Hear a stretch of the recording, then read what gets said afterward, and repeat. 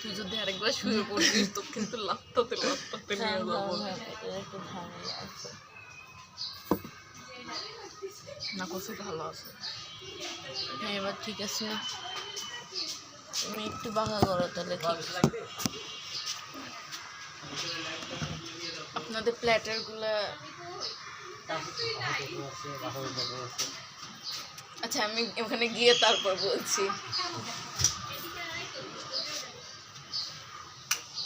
আমার খেয়াল নেই, চাউমিন খাবি না রাইস খাবি?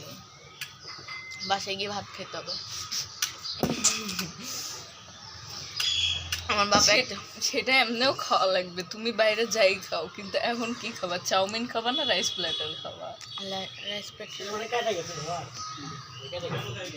কি? রাইস প্যাটার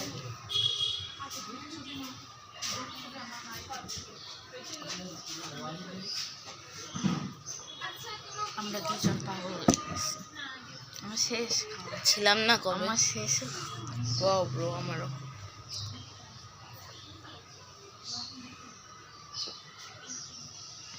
মায়া ব্লগ দেখে আমার হিংসা হচ্ছে। তুই আর আমি যাতে শুনতে পারি, পুরো এলাকার মাইনছিক জানানোর দরকার আছে। আমার শালা বেস্ট ফ্রেন্ড ফালতু একটা।